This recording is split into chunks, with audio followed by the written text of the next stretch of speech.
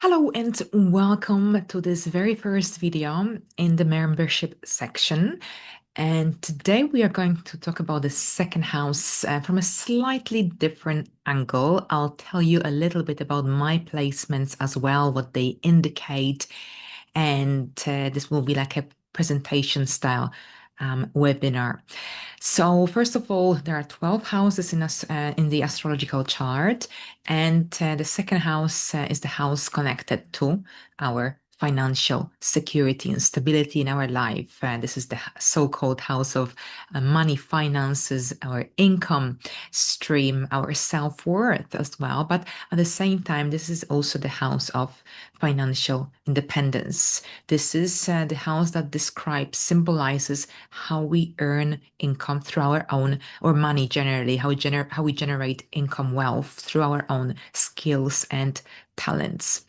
So, all right. So first of all, I've got a little presentation for you so that you can um, follow what I'm talking about. I always find them um, fun and engaging. So I'll share my screen with you so that you can see exactly what I'm looking at and talking about. Let's dive slightly deeper into the significance of the second house. So I just told you that this is the house of finances, income, security, stability, and of course, commonly called the money house. But it's true, of course, this part of the charts does show how we earn and manage finances, resources, possessions. But if we only focus on money, we overlook something much deeper because the second house is also very much connected to our self-worth.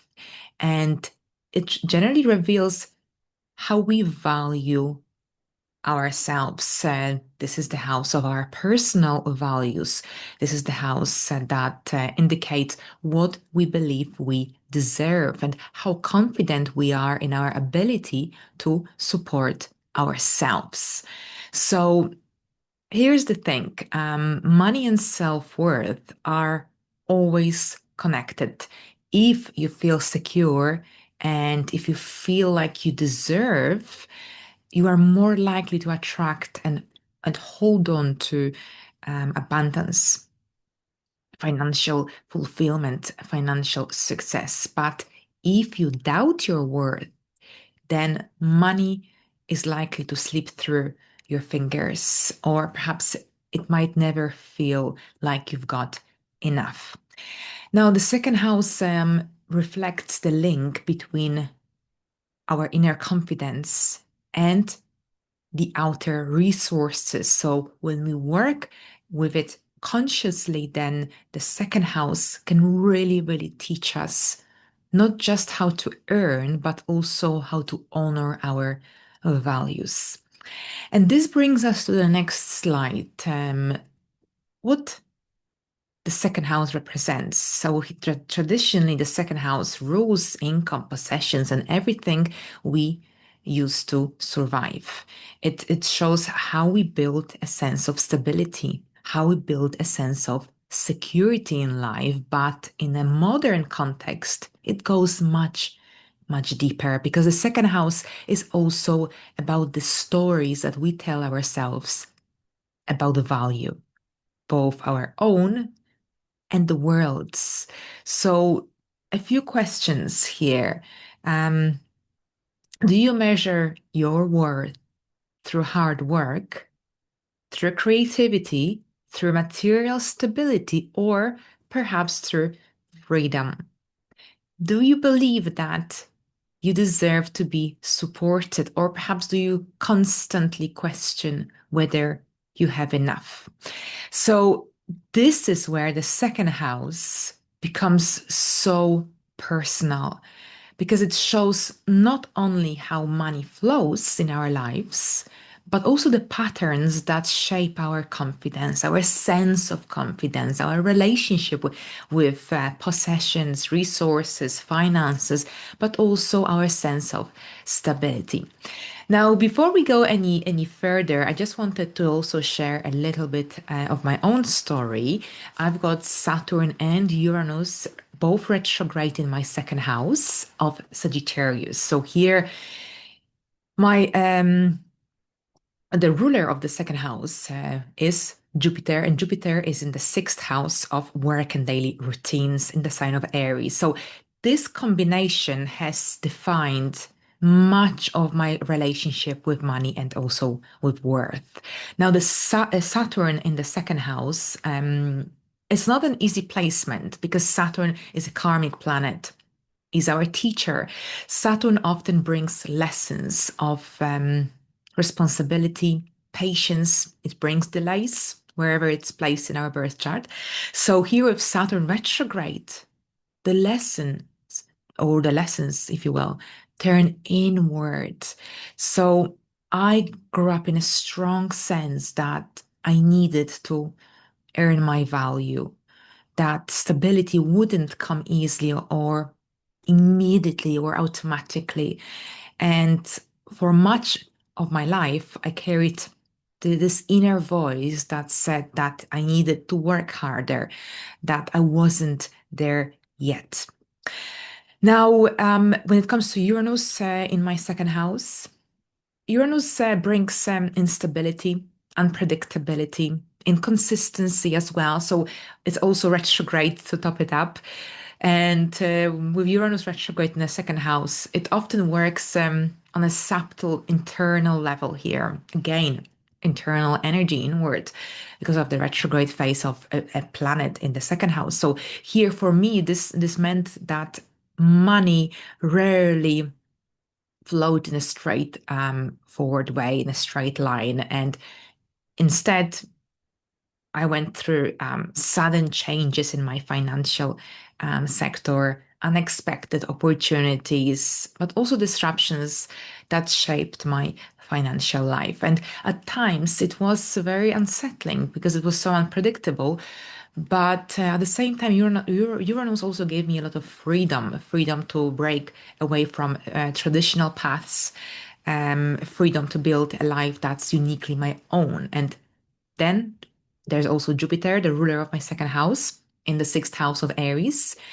And this connects my sense of worth directly to my daily work and also to the way I take initiative in my routine. So I have found that when I take decisive action in my everyday work life, when I show up consistently, then my confidence seems to grow. And this also indicates that abundance follows simultaneously. All right, so that's a little bit about my placement. Now, the next point I wanted to discuss is how to read your own second house. So let's bring it back to you now. So the sign on your second house cusp generally sets the tone for how you approach money, how you approach self-worth. So, for example, if you have a Taurus on your second house cusp, security and comfort are deeply, deeply important. So, if you have Gemini on the second house cusp, on the other hand, you might thrive with multiple income streams, or perhaps through communication. My own sign, Sagittarius, is connected to growth, vision, expansion. So it explains why I feel most alive when I'm learning, studying, expanding my horizons and knowledge, teaching, reaching generally for something bigger than myself. Now, the planets in your second house generally deepen the story. Saturn, that I've shared, often begins with a sense of limitation, with a sense of fear, but at the same time, it teaches us patience. It teaches us responsibility. Uranus, on the other hand, Uranus brings disruptions, but it also liberates. It reminds us that worth doesn't always follow the conventional rules or paths. Now, other planets will add their own value, of course. Venus, for example, magnetizes abundance. It's a really fruitful, positive placement for this area of the chart, which generally is a lucky placement in a way. But here, Mars gives a lot of drive, assertion, ambition when it comes to money. And Jupiter expands opportunities. It's also a very good placement to have here. Pluto, on the other hand, brings transformation, of course. It generally transforms the sense of worth through power struggles, through a rebirth. And then, of course, there's a ruler of the second house. So its placement shows where your money story plays out. So you can gain a much more insights, a much deeper understanding of your financial area of your chart, of your life. If you look at the ruler, so of course, in my case, as I mentioned earlier, it's Jupiter in the sixth house, meaning my relationship with work is lived out through daily work, my routine, my service. So for you, it could be in your 10th house, for example, connecting your sense of self-worth to your career, to your visibility overall, or the fourth house, which connects it to your home and to your family, or perhaps your 11th house, which would connect value with community and networks. So wherever it lands, wherever the ruler of the second house lands overall, that's the area where you'll face both challenges and rewards in your journey with a value. All right, so let's have a look at the next slide, the growth journey of the second house. So here, what makes the second house so transformative is that it always offers a path forward. So what does it mean? If you have struggled with money or self-worth, then your chart doesn't just show the difficulty, but it also shows the way to build confidence and stability. So for me, the turning point came when I stopped seeing Saturn in my second house as a punishment and started seeing it as a teacher. So Saturn generally is very much connected to responsibility, structure, to slowly build confidence rather than expect it overnight. While Uranus, generally through disruptive events, situations, energies, it reminded me that freedom is generally part of my worth and that I didn't have to follow the same financial path as others. And of course, Jupiter ruling the second house, placed in the sixth house, it pushed me to show up daily with courage.